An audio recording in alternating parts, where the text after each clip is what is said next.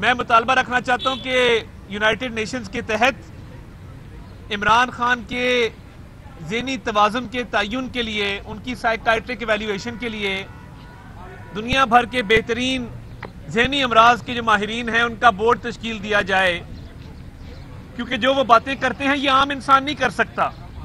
ये सिर्फ मखसूस अशिया के इस्तेमाल के बाद ऐसी बातें जो हैं वो लोग करते हैं।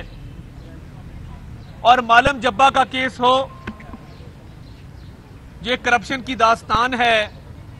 असद कैसर की बतौर स्पीकर खैबर पख्तूनख्वा असेंबली भर्तियों का केस हो, मुराद सईद की जाली डिग्री का और करप्शन का केस हो, आमिर कियानी की अद्वियात के गबन का केस हो, करोड़ों रुपए की बीआरटी पेशावर का गबन का केस हो, या अरबों रुपए की फॉरेन फंडिंग का केस हो, बात जो है वो बीआरटी, फॉरेन फंडिंग, मालम जब्बा, अद्वियात, आटा और शुगर इंक्वायरी कमीशन जिसमें बुजदार ने 3 अरब रुपए की सब्सिडी मिलों को दी, काश्तकार को नहीं, मिलों को सब्सिडी दी और अरबों रुपए का गबन किया।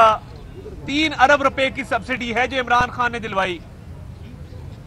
तो ये सारे केसेस तो अपनी जगह मौजूद हैं। इसके ओवर एंड अबव देखा जाए तो जो अंगूठियों का शौक है और डायमंड्स का शौक है, ये पाकिस्तान की तारीख में कभी नहीं हुआ कि खातून अव्वल अपनी एक सहेली के जरिए मुख्तलिफ लोगों से डायमंड इकट्ठे कर रही हैं। जो आप कराना चाहते हैं आप करा ले, सिर्फ हमें डायमंड दे दें। तो ये डायमंड्स का जो मकरू धंधा था, ये आमदन से ज्यादा असासों का केस बनता है।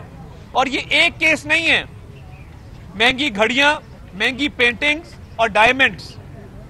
अफ्रीका से डेलीगेशन आते थे लाहौर एयरपोर्ट पे खसूसी तैयारे के जरिए, जिनको यहां पे प्रोटोकॉल दिया जाता था और वो हीरे जवाहरात आकर फरागोगी को जमा कराते थे। और वो जो रिश्वत का पैसा है, उस ब्लैक मनी को वाइट करने के लिए ये कोशिश की गई कि इन हीरों के एवज दुबई में ब्लैक मार्केट में इनको बेचा जाए और 5% कम कीमत डॉलर के रेट के ऊपर ये बेचे जाते थे और हुंडी और हवाला के जरिए वो पैसा मंगवाया जाता था। तो इमरान खान को क्या पड़ी थी कि वो टैक्स एमनेस्टी स्कीम के तहत अपनी बेगम की सहेली के खावंद को, एहसन जमील गुज्जर को 32 करोड़ की टैक्स की छूट दे। ये तो सीधा सीधा बेनामी का केस है कि इमरान नियाजी ने 32 करोड़ के एवज कितने पैसे लिए होंगे, या तो घर का खर्चा चलवाया होगा, या महंगे तहाइफ लिए होंगे, या उसके एवज जो पोस्टिंग ट्रांसफर की है और उस पोस्टिंग ट्रांसफर के जरिए अरबों रुपए कमाए गए हैं। वो तो वजीर आजम और वजीर आला का ही इख्तियार था।